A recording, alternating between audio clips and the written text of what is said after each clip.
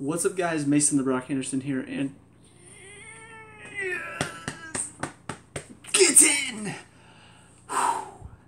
It's a brilliant result. Brilliant performance to go along with it. I love it. So, obviously today's game was incredible, but before I get into it, I do want to talk about a little bit from what happened last week and some things that happened today that sort of tie into it. So first of all, I want to talk about the Cahill red card. Found out today that apparently he's getting a 3-match ban for it, which I think is ridiculous. I mean, first of all, it shouldn't have been a red card in the first place. Yes, his studs were showing. Yes, it was high, but he doesn't catch the guy. You know, the only foot that actually caught him was his back foot that was trailing, and it was behind him. So, just shouldn't have been a red card in the first place. And then to give him a 3-match ban for it. The problem I have with this is not that. Obviously, I've complained about that enough. It's today. I'm watching Huddersfield versus Newcastle. Craig Pawson's the referee again.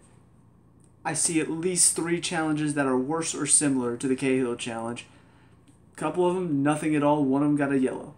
I'm just like, really? It's a red card last week.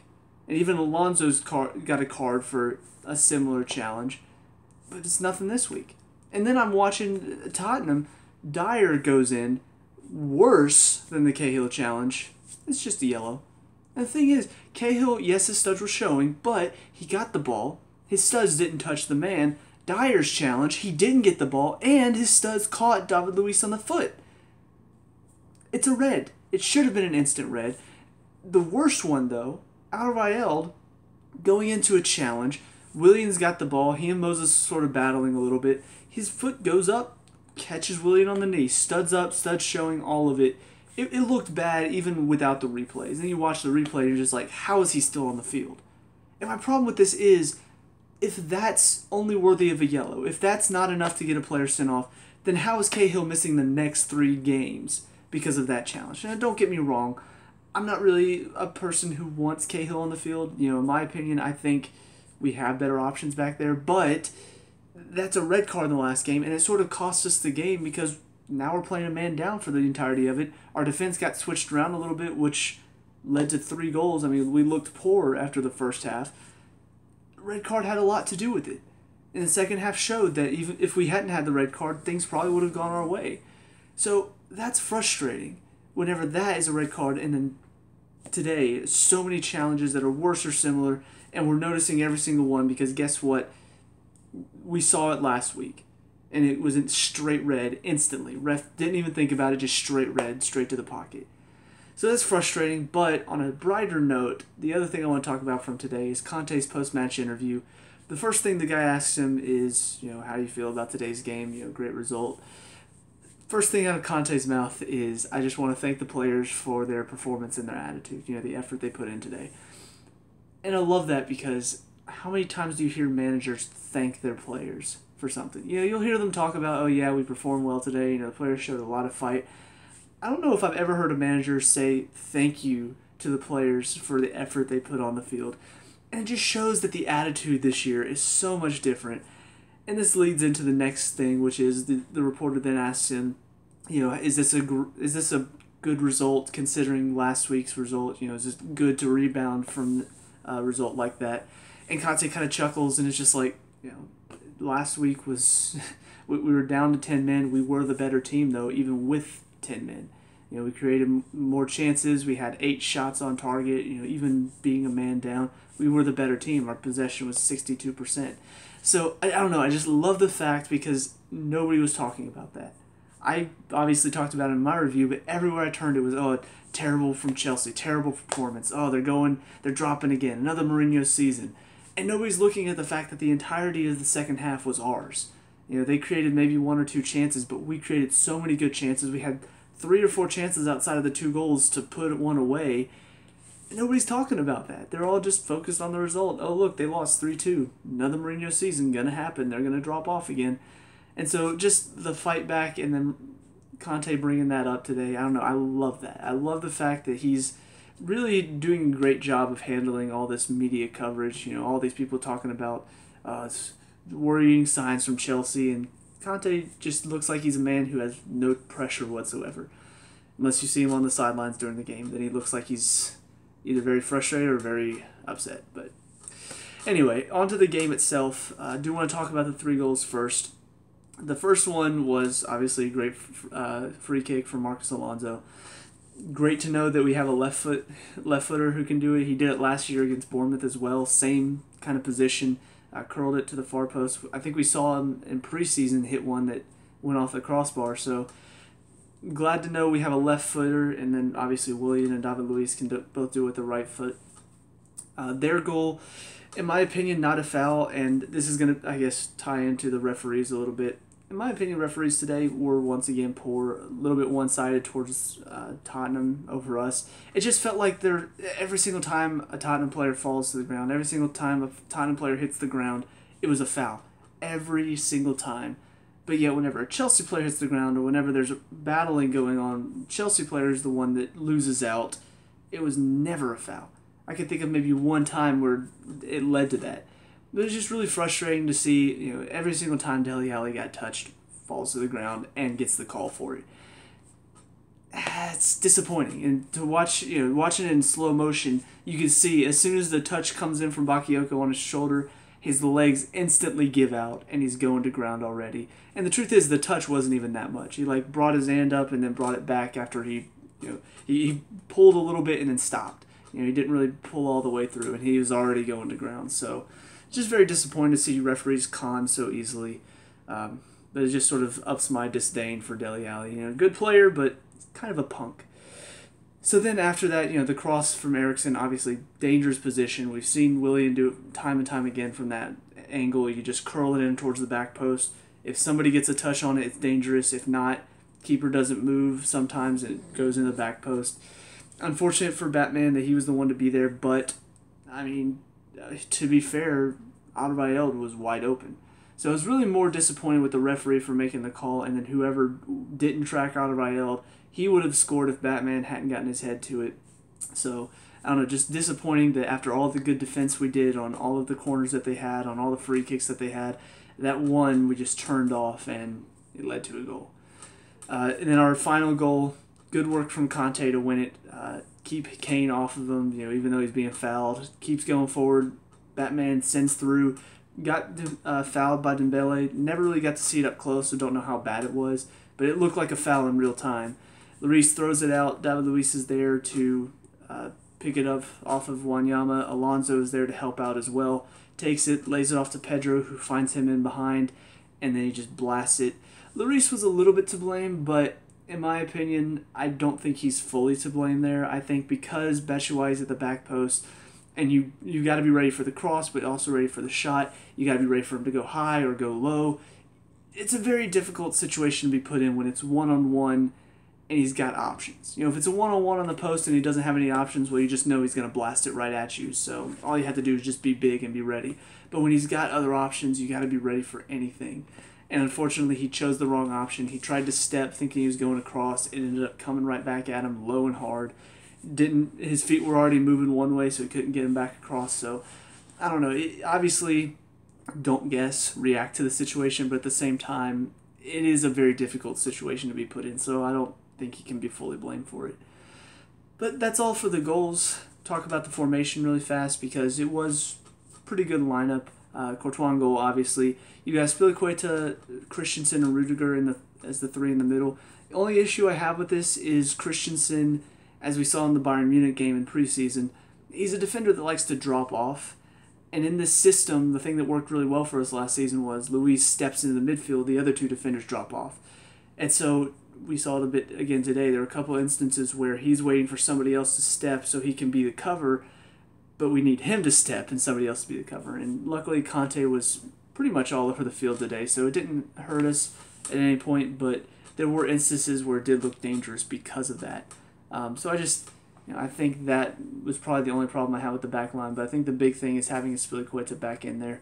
He just provides so much defensively. He provides a lot of cover. He's all over the field. Even when he gets beat, he's back in. He's providing cover. He does so much back there. Putting him at wing back really restricts him, and I think that was one of the problems we had against Burnley last week. But then, obviously after that, pretty obvious who the wing backs are at this point. Alonso and Moses.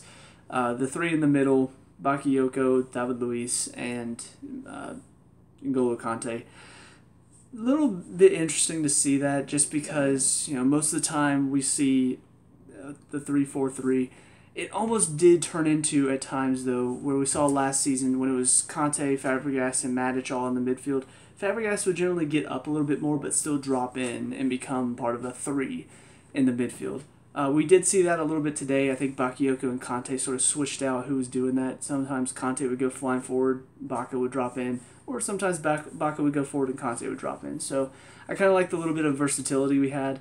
But then Willian and Morata up top. Willian played a little bit more in behind, and Morata was obviously a front man. As far as the individual performances go, Azpilicueta in the back was, for me, the pick of the back three. Yes, he did get beat a couple times, but that's mainly due to the fact that he just puts in so much effort that sometimes it's a little too much. He goes flying into a challenge when he should be standing it up. But he was probably my most disappointing player in preseason, just because from where he was last season to what we saw preseason, he was still good, but not as good. And so I was a little bit worried going into this season, will he be the same player? Today he still had a couple of those hiccups where he's flying into challenges instead of standing them up. But overall, his reading of the game was definitely a lot better than what we saw in preseason. So I'm still happy with him. I still think he just provides so much with his effort alone. Throwing himself in front of shots, putting himself in the way of crosses. He just does so much back there that the effort is enough to make up for any mistake that he has. Christensen also played pretty well. He was asked a lot of, to play in the center of those three, and on top of that, he's the one that had to go up against Kane most of the time. Very difficult forward to go up against, obviously, but he did pretty well for the most part. I mean, obviously Kane did beat him in a couple physical battles and did get the best of him once or twice and led to a good chance. But for the most part, I mean, keeping Kane quiet is not an easy thing to do, and I can't really think of any moment aside from the couple times where Kane was just bullying him around. It felt like even in the instances where he won the battle, he had to battle against Christensen. He wasn't ever allowed to just be free and have, oh, I've got no problem here, let me just shrug you off. Christensen did very well to keep the battle going, so really good to see from him. And then Rudiger was probably the least noticed of the three, but still did his job very solidly. I mean, just overall, didn't have any problems from him, didn't see any making any mistakes, but didn't really see the same, throwing himself in front of shots that we saw from, Azpilicueta and Christensen. So, I don't know, he quietly did his job, and that's fine for me. I prefer a player who quietly does their job rather than a player that I notice for all the wrong reasons. Alonso and Moses on the wing-backs. Moses came back in after the suspension against Burnley. Looked good again, very solid on the right side. I am a little bit disappointed with his defense still. He still hasn't really learned from some of his mistakes last season. Still not strong enough sometimes in his challenges. He kind of goes in not good enough. I can't really think of a better way to put it, but it just happens a few too many times, and it puts Azpilicueta under a lot of pressure because now he's having to step in, which draws him out of the back three. So I just want to see more from Moses defensively. Attacking-wise, though, he did well to get up and down the line still. That's something he's always been really good at. But Alonso just really impressed me today. For me, man of the match, not just because of his 2 goals, but because his effort all over the field was incredible. I mean, getting back defensively and helping out, getting up in the attack and helping out. He's not the one that I've known to be up and down the line. That's more Moses' job. And so to see him just up and down the line, getting up, getting back, doing everything he can, it was really impressive from him. And I was thoroughly impressed with him. Just so many good things from him today. And honestly, obviously, like I said, man of the match.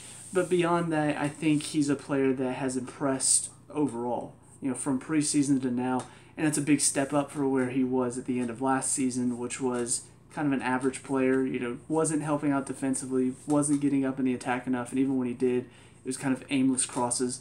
This year, so far, really stepped up, has become the player that I saw at the beginning of our great run from last season. So hopefully he can continue that and even improve a little bit more.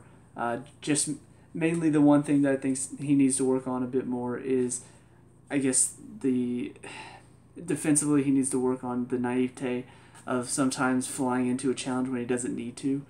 because sometimes he can go in there and try to win the ball back instead of just holding the guy on the line, and it can cost him from time to time. But overall today, he was very solid. Bakayoko, first game in, coming off of an injury, still not fully fit, and because of that, I'll say it looked okay.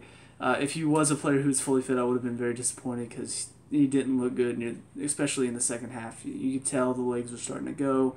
The challenges he was putting in were kind of lazy at times. But one thing that I really liked from him today was seeing the aggressiveness that he put in. The challenges, very strong in the challenge. And I love that. A lot of people were saying he was going to come in and replace Matic. Matic is a big body in the midfield. Bakayoko comes in as a big body in the midfield. I think he's fully doing the job so far. The only thing that I will say needs to work on a bit more is whenever he wins the ball, it's got to be a little bit more awareness of where to go next.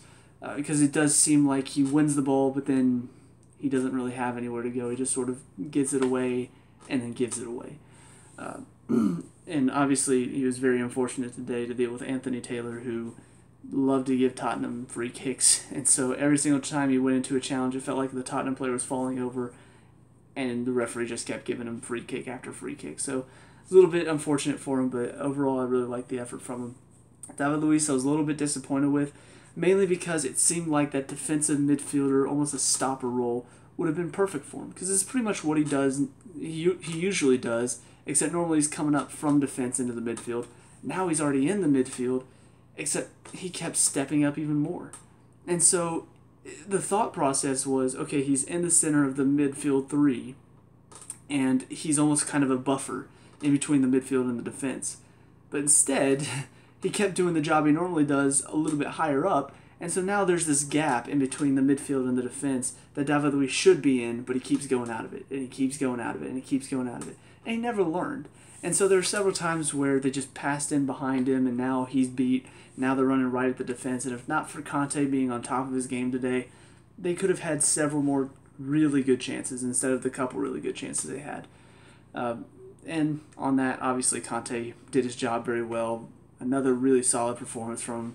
Still doing exactly what we saw last year, picking up exactly where he left off. So I'm glad at least he's 100%, possibly 110% sometimes, but only Conte. And then you get up to Willian and Murata up top. Both of them, I think, a little bit unfortunate today because we did play more defensive, especially after we got the goal. We definitely dropped in a lot more, and it was much more focused on winning it and then trying to get up the field quickly. For Willian, I thought it was unfortunate because the center and behind the striker role is not his role. I think he's much better whenever he's out on the wings and he's able to drive at defenders, he's able to cut inside. He normally looks to dribble in those situations. And so when you put him in the middle of the field and he looks to dribble, there's like 5 players in there that he's got to get past, and it doesn't work out. And it happened over and over again. You expected him to just lay it off, find that pass, but he's too busy looking to dribble because that's what he's so accustomed to doing. And so it did lead to a lot of problems, and it did lead to several missed opportunities for him. So I just think if you put him in there with somebody else, with Pedro also in, or with Hazard also in, that player can be the one that's making the runs inside while he sort of bends his run out wide and then can cut in from there. Murata, I thought, was very unfortunate because, like I said, he didn't really have a lot of help because we were mainly focused on defense. I will say he's got to do a bit better at holding up the ball because that's something Costa did very well last year, and he's got to improve his game in doing. It's just that, when you win the ball, not only holding on to possession, but giving it off to somebody as well. It felt like he would hold on to it for a second and then lose it, or his pass would be off. It felt like we needed a little bit more help from up there to keep our defense from having to defend so much, and he didn't really provide as much as we needed him to. But overall, obviously the header in the first 5 minutes is one that a lot of people are going to look at and say, oh, look at that, he's terrible, he can't even hit a header from 6 yards out. I do think he was a bit unlucky. I think he was trying to turn it into the far post away from Lloris and just put it a little bit too wide. But overall, his movement today was still really good. A lot of good things that he provided just from that movement alone whenever we had possession of the ball. So I think the effort is still there. He's got to learn to do it a little bit more on his own. And obviously having Hazard up there will help him a lot as well. So I think he still needs a little bit more time, but I'm impressed so far with what I'm seeing. And then there's two subs that came on, Pedro and Batman. I was a little bit disappointed that Willian came off because he's a player that I've seen do it even when he looks dead tired. You could still find that little bit of energy to provide something. And then Murata obviously was the other one to come off because he was looking dead for the most part near the end of the game. Mainly because he was making a lot of runs and he was moving a lot for the most part. But Pedro comes on and does pretty much what Pedro does, just very busy, working hard to win the ball back, and then when he does, working very well to just create something. Didn't really do a whole lot. Obviously, he assisted Murata's goal, but I don't know, he didn't provide as much as I think Conte was hoping he would. And then Batman came on the field, same time. Didn't have a whole lot of time to get accustomed to the game, but definitely moved around a lot more than we saw him against Burnley, and that's pretty much the only thing that I think he needs to work on is just that movement whenever we've got the ball, making the right runs, making sure to draw the forward or draw the defender side to side, not just staying in the center where the defender only has to just be in one spot. And like I said, very unlucky on the own goal. Probably should have won a penalty as well. So overall, very pleased with the performance and the result, of course. Going into next week, with Everton at home, just looking at the team, we still need to make some buys. And not because we need to improve our first team or anything like that. We're obviously still in a very good position. We've got very good players in Murata and Bakayoko and Rudiger, and even Christensen coming into the first team finally. All these players are really good players, and we've still got probably one of the best teams in the league, if not, probably right up there with Man U, if not slightly better than Man U, depending on how you want to look at it. But you look at all these first team players and you're like, okay, we're good, so where's the need? Well, the problem is we've got 4 competitions that we're probably going to be involved in at one time, and we don't have enough players for it. I mean, we've only got 3 players out through injury or suspension, and we have, Kyle Scott, Musonda, Kennedy, and Tamori. Not necessarily bad players, but not game changers. Not people that can come on and provide the same level of quality or even close to the same level of quality. Obviously, Musonda's still a question mark because we haven't seen enough of him. But you look at our wingbacks, who are we going to put in? Kennedy's not the same quality as Alonso or Moses if you're missing somebody in the midfield. Kyle Scott's definitely not the same quality. He's not even the big body that Bakayoko brings. So you just look at those areas, and when we start to get into where we have maybe 6 games in 3 weeks, I mean, we're going to need more players. We're going to need players that can do it, that can still provide the same level of quality. So that's all. I don't think we need to go out and buy some superstar. I don't think we need to go out and sign a Messi or sign a superstar defender. We just need to go out there and buy some players that can do it at this level. And that's why I think we're being linked with a lot of Premier League, not really stars, but Premier League players from other teams, like Drinkwater, like Oxlade-Chamberlain, like Barkley. Players that can do it at this level, but don't necessarily bring superstar quality. Just players that can help us and give us backup if we need it. So we definitely need that going forward. But looking at Everton, definitely going to be a difficult game. They're a team that have improved a lot from last season. Obviously, we'll see tomorrow how they handle Man City, see how far they've come, see how much they've improved from last season. But hopefully we can bring back the home wins. Obviously we need to improve a lot from the last home game. But I really am looking forward to it. I think we've improved so much from last week. We managed to shut up a lot of the Chelsea haters who were just... It's so funny because you could tell after last season all these Chelsea haters that wanted to say so much, but we won the league, so they couldn't say much of anything. So first loss at home against Burnley, they just pounced on it. So many Chelsea jokes. Oh, they're going to lose the title this year. Oh, they're done. Nothing this season. They're crap now. It was so funny to see, and now they're just probably not going to hear much of anything. So, but yeah, I'm looking forward to next week. Hopefully you guys are too. Let me know what you think down in the comment section below. What were your thoughts on this game? Who's your man of the match, and what do you want to see going into next week? Let me know. We can talk about and discuss all the good stuff. Leave a like and subscribe for future Chelsea reviews. I'll see you guys in the next game. Peace out.